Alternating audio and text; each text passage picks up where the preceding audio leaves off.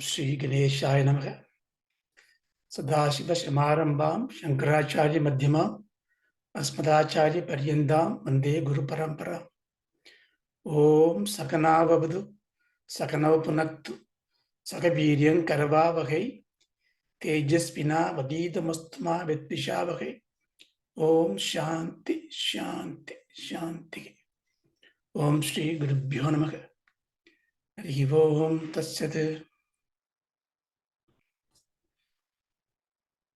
Ya Maya Madhukaita Papramadini Ya Mahi Shonmolini Ya Dhumrekshana Chanda Munda Madini Ya Rakta Bijasini Ya Sa Shumban Shumba Dharma Darpadalini Ya Sitta Lakshmi Para Sa Chanti Namakodi Murti Sakita Mampadu Vishweshwari.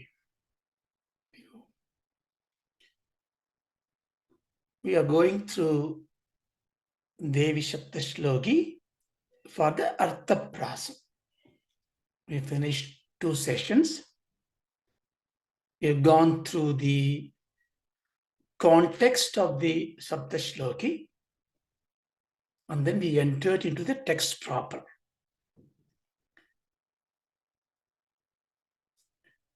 As the rituals require, we need to do the Navakshari mantra 11 times.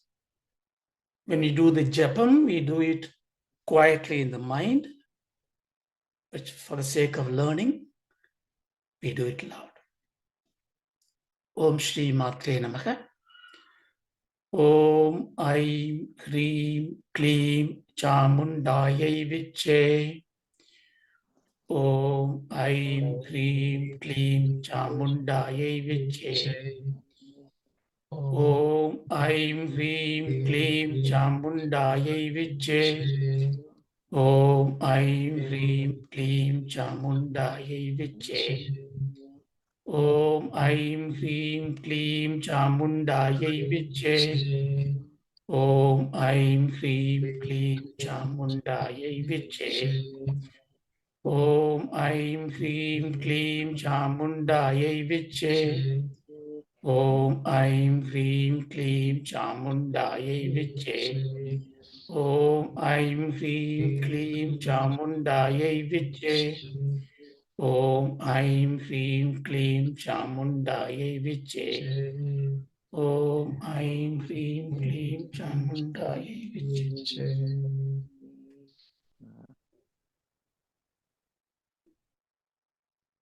When we recite this Navakshari mantra, we are invoking the Chamundi, which is the Mahasaraswati, Mahalakshmi, and Mahakali.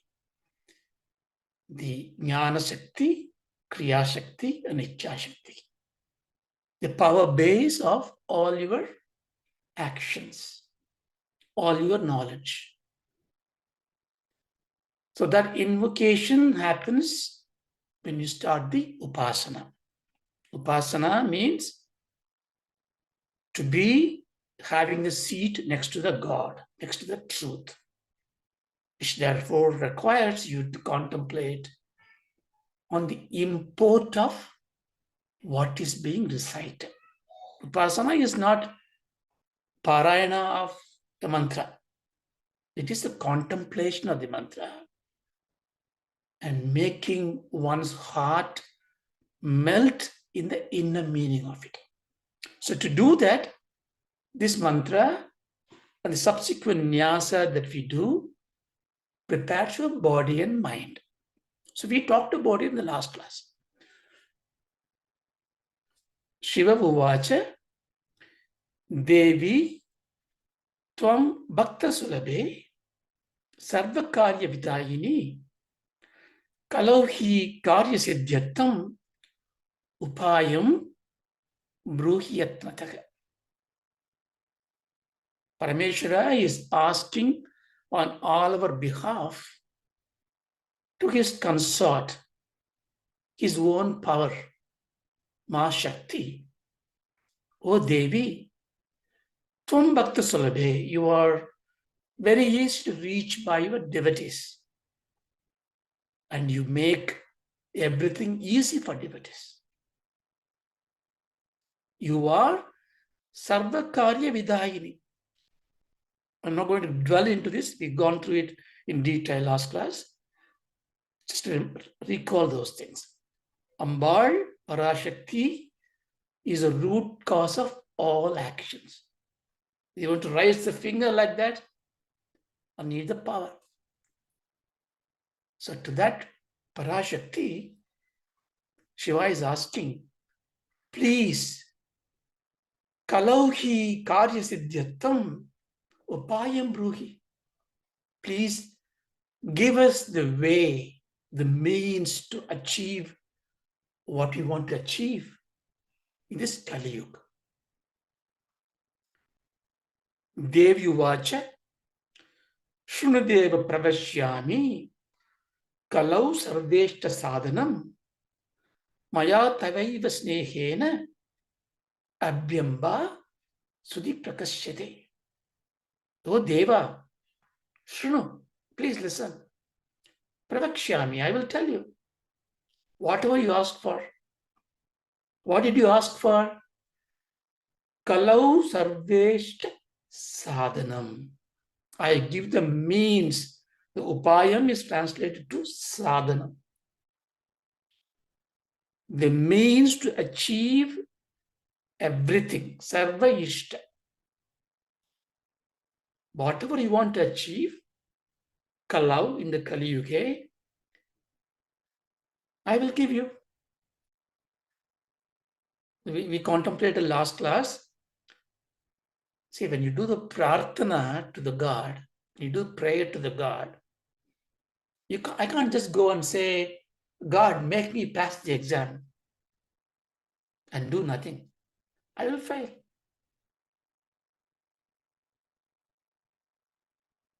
God does not give you what you want. God gives you the means for you to achieve what you want. Why is that? For the Jiva Rasis, for the lowest form, for the lower form of life beings, an ant, a butterfly, a lion, a cow, a sheep, a tree, a plant, they don't have the mind. They don't have the evolution of the mind. They live by instinct. For those who live by instinct, Ambal gives them what they need without their asking. Depending on the level of maturity in evolution in the mind, they should put effort, prayatna. That's why trees grow. Who seeded the trees? Who put the lawns? Who put the seeds for them? How do they grow? Everything happens because nature takes care of them. But when we come to human beings, the most evolved form of creations, we have the mind. Because we have the mind, Ambal says, you have the same powers as I have, but you do not know the powers. Why? Because, like in those days, if you see in the oil lamp, there's a glass bowl and there's a light there illuminating. If you don't clean up this glass, it gets darkened. The more you leave it as it is, more darkened it is. So we are deluded, our mind is corrupted. We don't see the truth. But God says, I can't do. I'll give the way. In Tamil, there is this Tirukkural, Daivattal agadi eninum muyarchi tan maivarutha kulithar. What it means is, when the God cannot give you, at least your effort will give you to that level of returns. This is not belittling God. This is giving the truth. It does not say if God doesn't give you what you want. It says, as God cannot give you what you want. It's a statement. Why is that? Because as you grow into human being, as you evolve into human being, you make karmas, you enjoy karma palas, you create what you want to create for yourselves. God is just a karma pala tattva. He is a distributor of your results. It is not his job to do it. Therefore, setting up the law of karma and intervening it and breaking it, that's not nice, is it? Therefore, God says, look, I can't do anything, it's yours. But if you want a way out of it, because you are deluded, you are my child, if you plead to me, give me the means to achieve. So what it means is, therefore, whenever you pray to God, you only ask for the conditions of achieving what you want to achieve, and then you put your effort. To never ask God your final results, ask for the means. There is another insight to this. Because what is sadhanam? Sadhanam is the means for a sadhyam, to the goal. I need money. Why? I want to buy a house. So money is a sadhanam. House is my sadhyam. Now I want to make money. How do I make money? I need to go and work. Now money is a sadhyam. Work is a sadhana. How do I work? I must study. So work is a sadhyam. Studying is sadhana.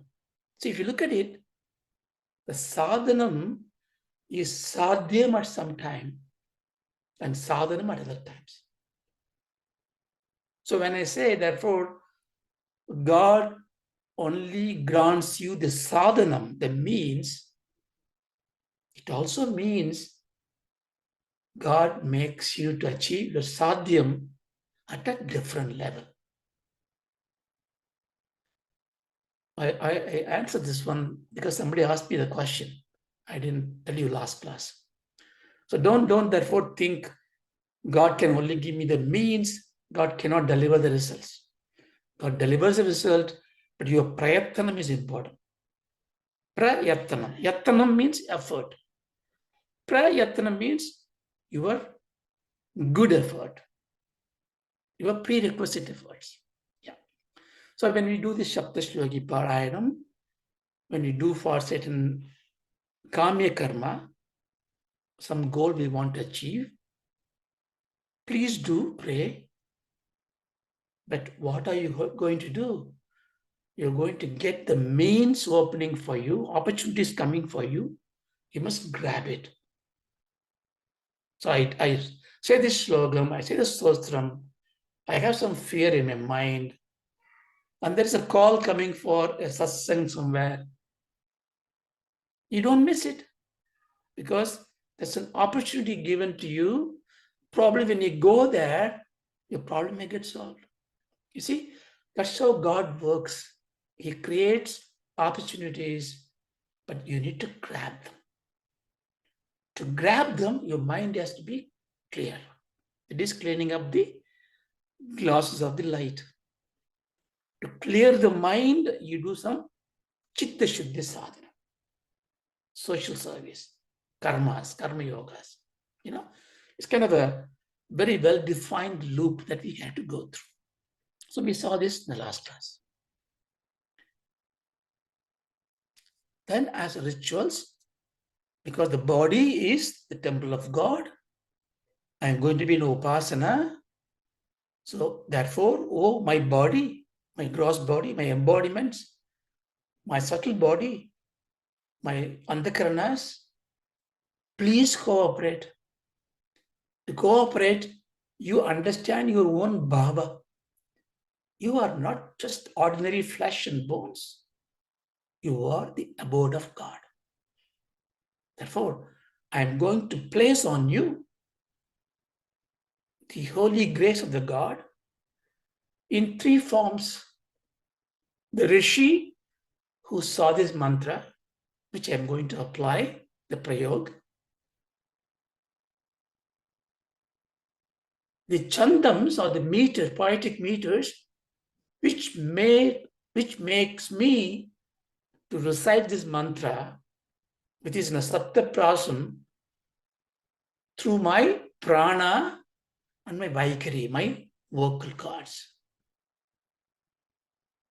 And when I do this, I keep the devatas to whom I am offering this mantra in my heart.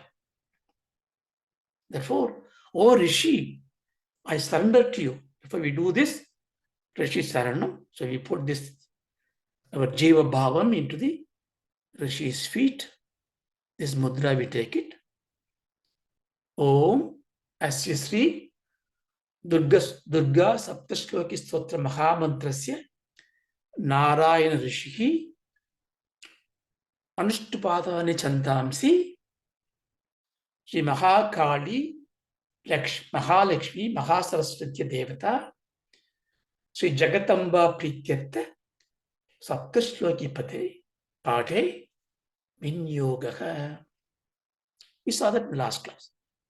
The Vinyogam is the assimilation of all these powers are distributed. Yogam is assimilation, merging. All this we do is a yoga, bringing all the powers into the placement. Then Vinyogam is we distribute our body and mind and the circumstances. So the place becomes pure, the mind becomes serene, your body is steadfast, you are ready for the prayers. So up to this, we saw last class. Now we go to the text problem. Ata Sapta Shloki Durga. Hereafter, the Sapta Shloki Durga. The Ata Vasnam, the word means afterwards. Afterwards, what? After doing all these purvangams of reciting the mantras, purifying yourself, saucham, everything. So you do all that, get qualified, having qualified, and come to the Durga Sapta Shloki. Now, who told the slokas to us?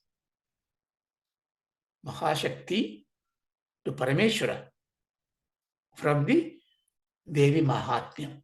So she has picked up 7 shlokas and giving to us as a upayam.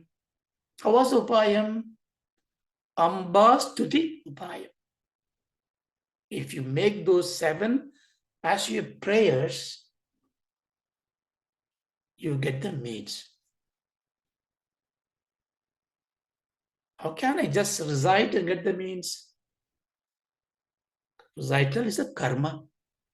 Every prayojan, every benefit you get is karma palam. So here there is a karma. But this karma is turning into a karmopasana, upasana. Upasana also a karma, but manasika karma. These 7 slokas, even though they are randomly selected, they appear to be randomly selected. If you look at it very carefully, when you do the inquiry, prakashyate, it reveals to us that there is an order, there's a reasoning. The first 2 slokas are depicting the glory of Amba, the Mahashakti. What is her power? Why do we need the glory first? See, if I want, why I pray to God? Because I have a problem, I need a solution. I have a desire, I need to attain that. I have to have a obligation because something has been fulfilled, I need to pay back.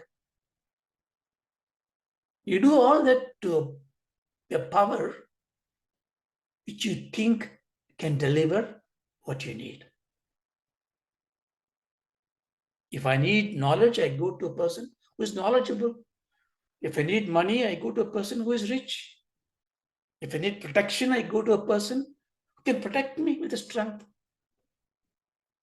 Therefore, my needs may be different, but I need to know that Devi is that manifestation of power which can grant me. For the first two slokas are the glory of Mahashakti. We are not just going to do a flattery of it.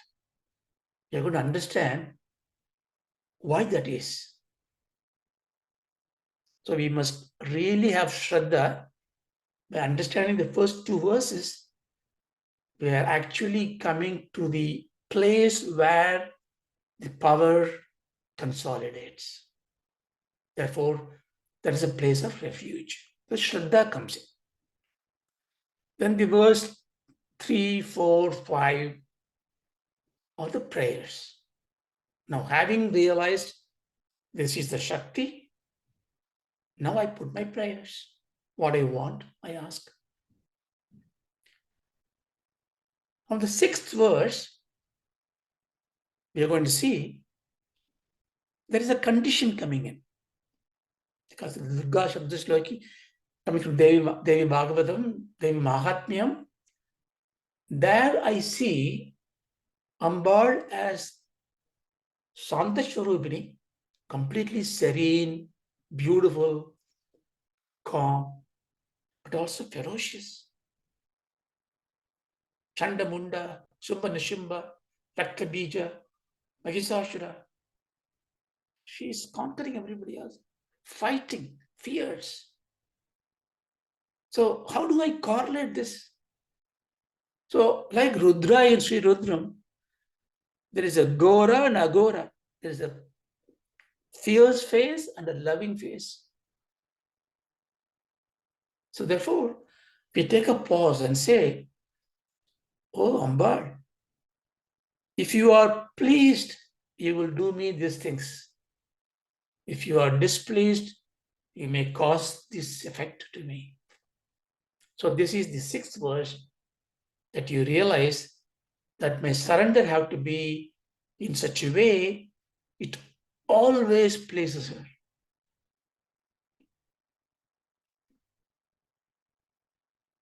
But then question comes to, if I have to please her, that means is she depending on me to be fulfilled?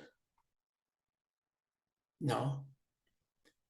The seventh verse says, she's always pleasing, always happy, Nitya because she is moist, wet, dampened with the compassion. So the seventh verse therefore concludes, don't worry, even though she got a fierce face, she is the mother. She's always compassionate. So that's how the seven mantras are very simple in meaning, but the more you understand and relate to you, even though it is the Mahatmyam, any text, any scriptural text, it is for the whole world. But when you read it, when you recite it, when you contemplate it, it should become an Adhyatma Vidya. It has to be your internalized. When you read Bhagavad Gita, you should become Arjuna. Krishna is talking to you, talking to me. It is my yuddha, my fight, I'm doing it. In Devi Bhagavatam, if I do, I am the Mahishasura, I am the Shumba Nishimba. So show me your fierce face, take away my animosity. And that's how you should contemplate and do that. Let's go to the text proper. Jnaninapapi chetamsi Devi Bhagavati Hisa Balada Krishya Mohaya Mahamaya prayachati jnani nabami chetamsi Devi Bhagavati Hisa Balada Krishya Mohaya Mahamaya Prayachati. This verse coming from the first chapter of the Mahadyam, the verse 55 and 56. It's a combination of those two. So I give those things just for reference if you need to really do research on that. But immaterial. What does this verse say? This is telling Durga as Mahamaya. The power of Mahamaya is described. As I told you, the first verse is about the glory of Mahashakti. You can say, look, I don't need to recite these mantras. I am in a Nishkama tapas. I know Vedantas. I know all the Shastras. I know all the meanings. I understand Upanishads. I want to go in a Jnana Marga. I don't need all this rituals, prayers, temple. Sometimes even the Advaitis may talk like this. But that is wrong, because this verse is going to tell you Jnani Namapi, Jnani Nam Api. That means even those who know the truth about the Atma Tattva, Chetamsi, Devi or Bhagavati. He means for sure. What do you do? She saw Balat Akrishya. Balat means with her ferocity, with her power. Akrishya. Akrishana means gravitating towards her. Even the great jnanis, Chaitamsi means her mind, their intellect. What does Devi do? For sure, Devi with her ferocity of power, Akashyati, she takes away. What do you got then? You got the wrap of Mahamaya. What does she causes in you? Moham. Prayachari happens. So it's simply what it means is that even though you are a great scholar, knowing all the truth of Vedas, if you don't have the grace of Mahashakti, the Mahamaya, she can make you trip on your path. At least if I am like I am an ordinary person, if I make a mistake, my fall is from this position to the ground. 4 feet, I can recover. The great jnanis are in the apex of the mountain. If they fall, they have a great damage to themselves. So it is important to recognize. That's the reason why Bhagavan Shankara, who preached, propagated, argued for Advaitam to stay, also took Shaktam and wrote about Devi Upachana. Shaktam is the closest to the Advaitam. Shaktam brings in, it stands on the shoulders of Sankhya, Nyaya Vaisheshika, Purvamimamsa, Saiva, Vaishnava, all the Dvaita religions. On top of it, Shaktam comes. Shaktam also Dvaitam, but it brings it closer to the Advaitam. There, Ambal says, I am the protector of it. Simple meaning. Right? But if you need to understand what is Moham, what is Mahamaya. What is Moham? Krishna is called Mohana Ranga. There the Moham is Sangarshanam. Sangarshana means pulling you for goodness. taking your mind away, arresting your attention. Push means crush, crush in English. I have a crush on him. I have a crush on him. Crush means captivating. But when I am captivated by something else, which brings me delusion, moham, that's the cause of maya.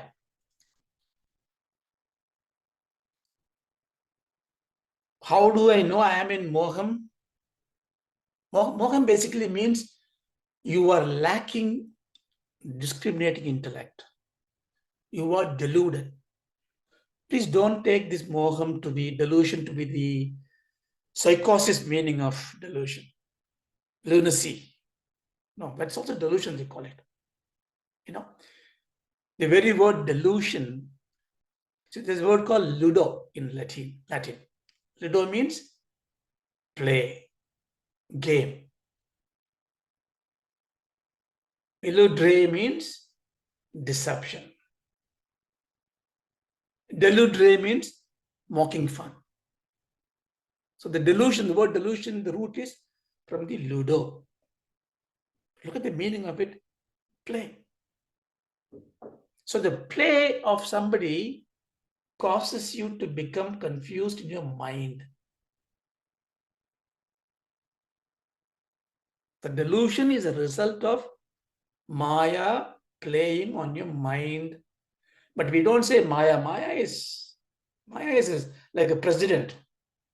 But the Maya's consequence called avidya, the science, ignorance. What is avidya? Avidya is that which is not discriminating real from the unreal.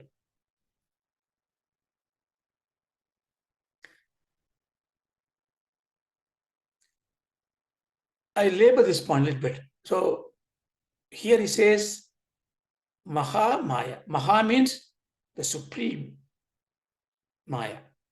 It doesn't mean there are two Mayas, lower Maya and higher Maya. Maha is a Visheshana, adjective. The supreme Maya, the awe-inspiring Maya, Maya Shakti. So what is Maya means?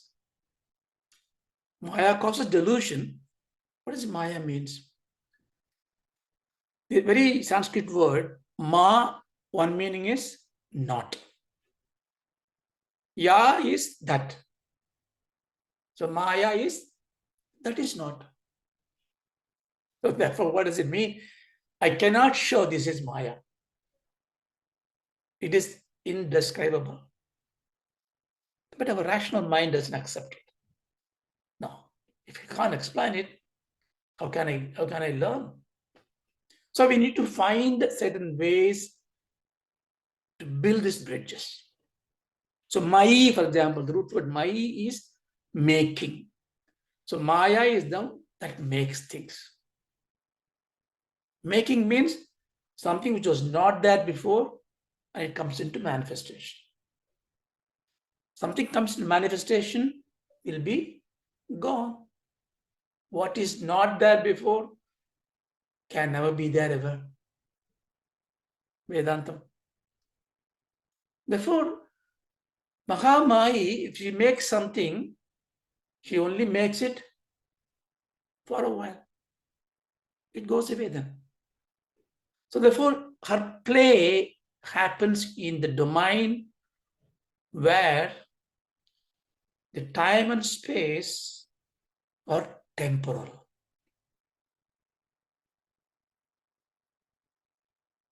How can time and space be temporal? Space is always there. Time is always there.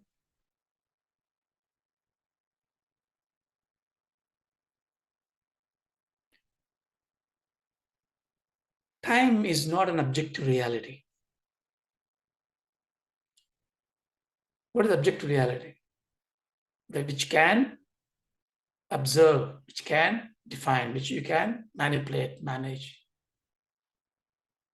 If you go to the quantum science or theory of relativity, if you look at it, what does it prove? The time and space measurements differ depending on the observer and the observed. That's the reason why the speed changes, time warps, space warps. All this we say in science.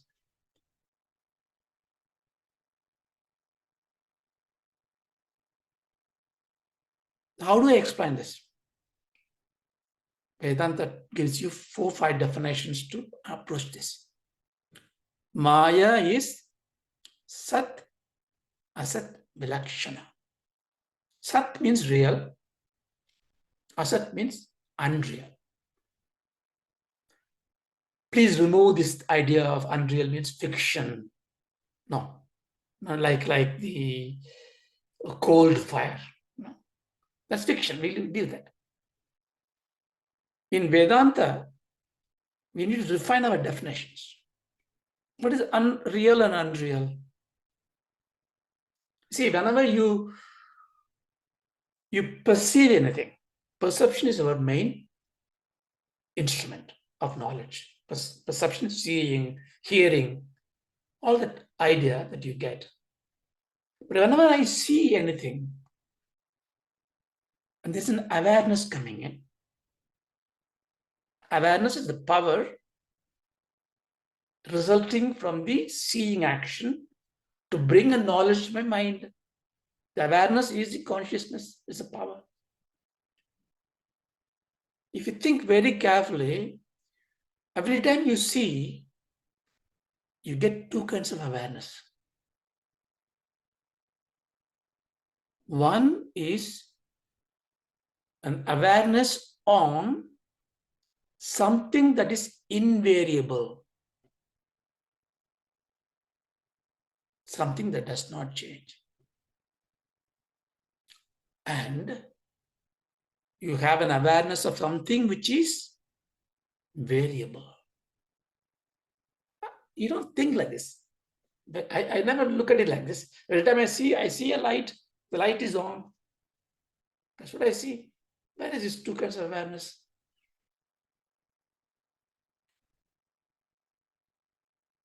What you see as a change is the form, the name. A change cannot exist on its own. What is change means? It was not as it was before. Therefore, it has got reference to something which was unchanged before. And if you go to the before, what was that? It was something which was unchanged before. You see? You need a reference of constancy, invariability, to see the variability. So these 2 awareness comes simultaneously to us, but we ignore the awareness of the Sat, that which is existence. We see that which is not existence as a primary vision. I see the gold necklace, say the gold bangle. Nobody sees the gold. Unless somebody tell you, it's a gold necklace, you look at the gold. Otherwise, it's a necklace. Beautiful form with the pearls here, gems here, diamonds here.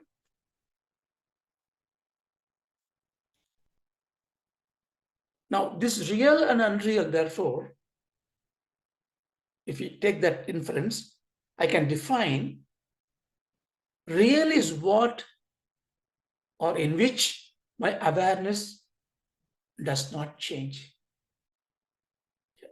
You appreciate that? So I define reality is that in which my awareness of the thing does not change. If it changes, I define as unreal. Whenever you approach Vedanta, this sort of definition you must have in your mind. Because you cannot use reality is what is physical and unreal is what is not physical. That is a very kindergarten stuff of understanding reality. So reality is where your awareness holds on to that which is unchanging and unreality is that. But when Maya is it real or unreal? Now, I cannot really define it. It looks real to me, but it changes.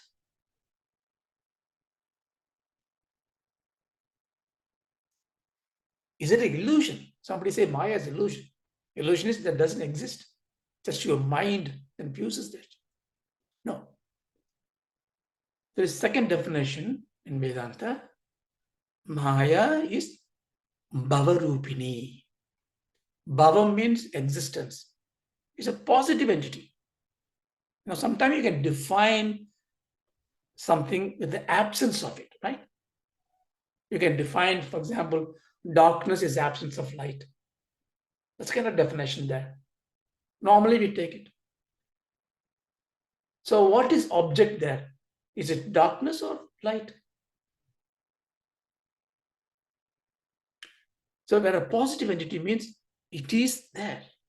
Darkness exists as an objective reality. Because if it is not object, it cannot be driven away.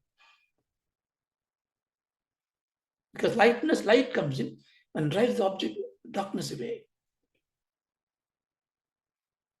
So it's a Bhavarupini. That means it's existing, it's real. But yat kinchat, not even a little one, it doesn't exist. Because Brahmam eva Jnanya kinchit asti. Nothing exists other than Brahman. So even a little bit of Maya cannot exist. So is it real or unreal? Anirvachaniyam. Anirvachaniyam. It is impossible to describe. Now, is it a limitation of my language? Yes. Is it a limitation of my intellect? Yes. Or is it an absolute limitation? It is an absolute limitation. It is incomprehensible, indefinable. But this defines like Brahman. Brahman, he says, indescribable. And Maya, you say, indescribable. Maya is what is hiding everything else, giving us this moha. That means there is an equal power of Brahman. That is a duality of thinking. No, it is the power of Brahman. When you talk about the power of Brahman, the Brahman becomes Ishvara. The power becomes a Maya. Or the Brahman becomes Ishwari with the Maya Shakti as a member. But is there not a positive definition of Maya? How can I comprehend and understand it? Just for a learning, we can say Mayas are Trigunatmika. She is of three gunas. Why the three gunas? If you take our life form, whatever we do, whatever we think, everything is made out of three tendencies: knowledge, action, and inertia. Balance, passion, slumber, equanimity, aggression, laziness, sattvam, rajas, tamas. Is out of will, ichcha shakti, knowledge, jnana shakti, kriya, action.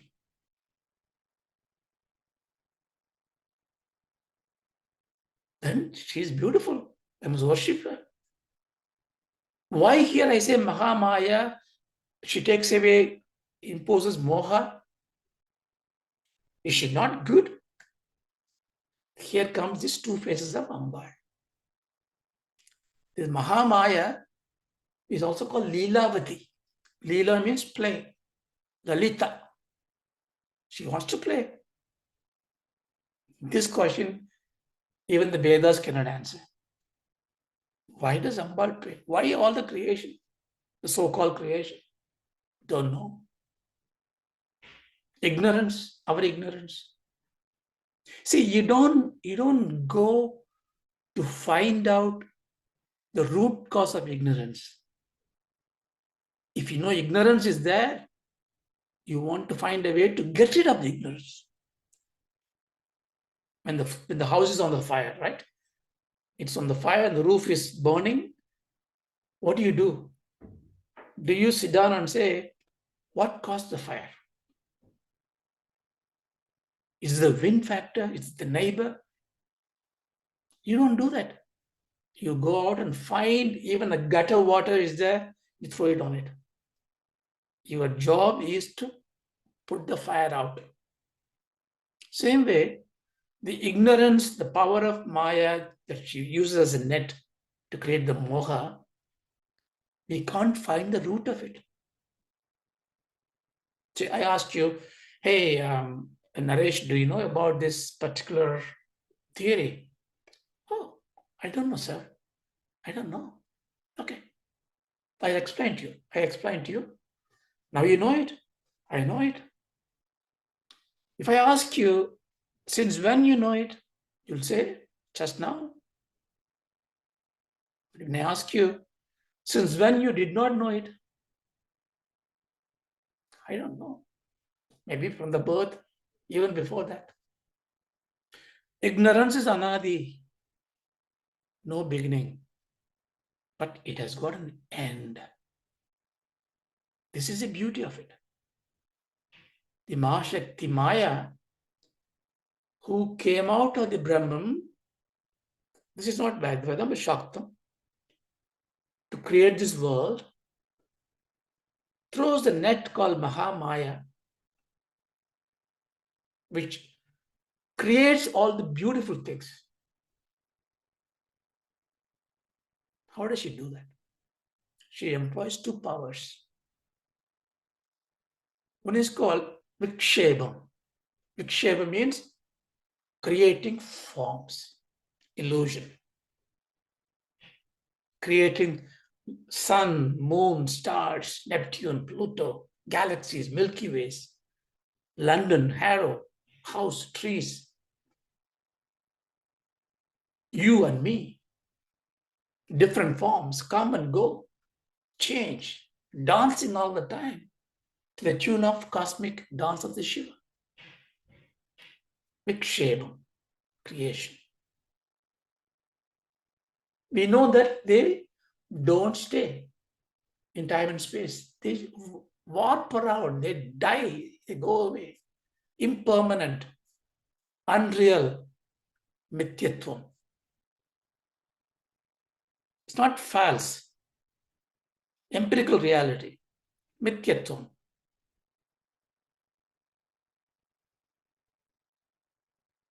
But then she also does something. If she's doing all that, now I know, Vedas tell me, this is mithyatvam. Satyam is Brahman. Brahman comes as an Atma Tattvam. Atma is in me. So I am eternal. Why am I not knowing this? She throws avaranam. Avaranam is a screen, dark screen, moham, avidya. You don't know it.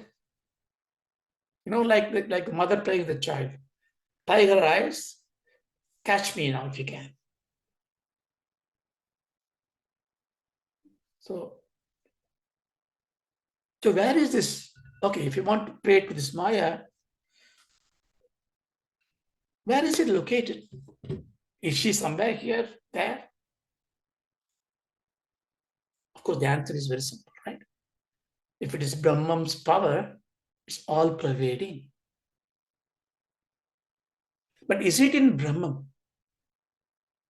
If Maya is eluding darkness with all her powers to create, manifest, is he in the Brahman? No. Light and darkness cannot be together.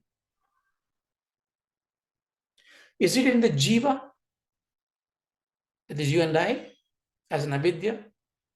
I say this because I don't go into detail of it. There's a lot of debate on this in the Veda Vicharam, Vedanta Vicharam. Is Maya in me? Is Jnanam is Maya? No. Because my existence as a jiva, the jiva bhavam, I am this man of 5'7" I am this UK Indian, all the kind of ahankaram I have, is because of Maya. So I am a consequence of Maya. So Maya cannot be in me. So Maya cannot be in the Brahman. Brahman and Ishwaram are one, Jiva are one and the same. So where is the place for Maya? So Maya, therefore, is in the mythical domain of time, space, and causation. Time, space, and causation. Time, you know what it is. You can't define it. It exists, it goes in a vector in one direction. Space is a container of everything where things happen. The time and space are like a fabric woven on the threads. Time thread and x-axis, y thread is a space. When you weave them, you get a carpet. It's a net. Causation is because there is a time and a space, there is effect happens. Now, we already said that it is not objective reality. If I ask you a question, when and where this time, space, causation exists, it's a logical lunacy, isn't it? When is a space? Where is a time? I cannot say before this time. Therefore, I only have to conclude, as Vedas conclude, this Maya Shakti is beyond the time-space causation domain. That means she's the Brahman. She's in Brahman. She's appearing as if coming out of the Brahman. Because she doesn't exist once I know the Brahman. Sun is a god, right? Sun is a powerful god. We worship him. Sun cannot do one thing. Only one thing he cannot do. What is it sun cannot do? Sun cannot do you darkness. Because wherever sun goes, darkness goes away. That means darkness doesn't exist. It exists not in the sun. It exists in me. Because I carry this delusion in me. So there is no question when you are one with Brahman, there is no Maya. When you are in Jiva, Jiva Bhavam, and if you are in this contemplation of Atma Tattvam, avidya is gone, there is no Maya. When there is no Maya in me, when I am a Jivan Mukta, when there is no Maya, when I am with Brahman, what is there to solve? So you dissolve the issue of Maya. So Vedanta discards. You can go and contemplate and research until the cows come home. You will not find an answer to the point of singularity, the ever-expanding universe. Because what does she do? She creates, see, you and I are the Shakti. Tadastu, Amen. Everything you think happens. If you're thinking negatively, it will happen for you. You create your own world.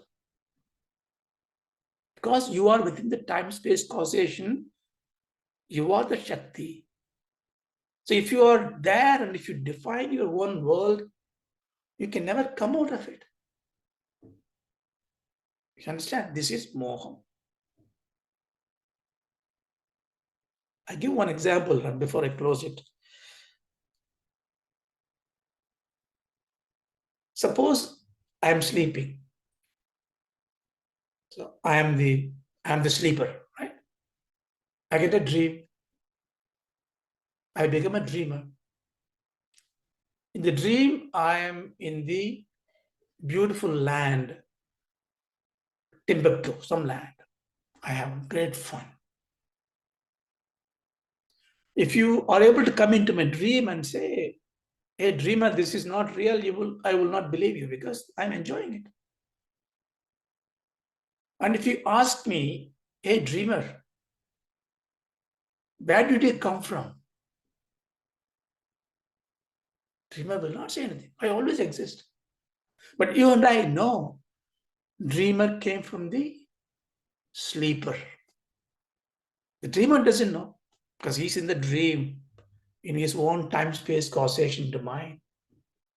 But we know he came from the sleeper. You ask the dreamer, where does this land come from? This beautiful land, Timbuktu land you have. Where does it come from? He doesn't know it. Come from the sleeper. Who is the sleeper? It's a Brahman. Who is a dreamer? It's a Jivan, Ishvara, Jivan. So the sleeper is the Ishvara or Narayana, whatever you want to call it. The dreamer is a Jiva. The dream is the Maya Shakti. Now, I am inside this dream bubble. Therefore, I cannot define the dream. I can't define the Maya. I can't define her time-space causation. Because to do that, I need to get out of that. But for Ishvara, the dream is a bubble in his control. Same way, you and I are Ishvara when you get the Tattvamasi understanding, Aham Brahma's understanding. We create a world, or mind create a world. Your world is your own thing. Ishavashyam idam sarvam yat kincha. Ten takkena bunchita. We saw that, right? You sacrifice your world to see divinity everywhere. My world is, this person is a cruel person. This person is a good person. I create perceptions, mohaya perceptions. I create a world, a big bubble. I go inside. So I cannot really see you eye to eye because my world is what I created. I'm a dream bubble. I need to break it. So what all this means is that our existence here in this world, the way we live, is a result of Mahamaya. So be it. If I may be a scholar of Vedic knowledge, I know everything else, but still I am at the mercy of Mahamaya because she can snap my mind away. That's why you see in Puranas, Narada deluded, Dwarapalaka is deluded, Ravana deluded, Sita deluded, Rama deluded. In Ramayana, Rama deluded. Go to sister, please help me. In Mahabharata, full of delusion. So delusion is not a disease, it's a condition of our life. I'm not talking about the psychosis delusion. I'm talking about thinking, hey, I make this. I am the winner. I make things happen. That aham bhavam is moham. So with that, we have to take into faith, Shraddha, that we have reached the right place. The Mahamaya, the Mahashakti, is the one all-powerful manifestation of Brahman. Therefore, by praying to her, we can achieve what we need to achieve. So the meaning is, Chetamsi, the mind awareness of even the greatest seers. Jnaninam api, oh Devi Bhagavati, you, he means for sure, Balata Akrashya, with your power you attract. Towards what? towards the illusion, mohaya. This is the greatest illusion that happens in the world. So we stop it here. Sorry, I took more time. It looks like I may have 2 classes. I thought I'll finish this class and the next class, but maybe 2 classes. Om Purnamada Purnamidam Purnamada Purnamidam Purnat Purnamudachyate Purnamudachyate Purnasya Purnamadaya Purnasya Purnamadaya Purnamevavasishyate Purnamevavasishyate Om Shanti Shanti Shanti Shanti Hari Om Tasyate. Hari Om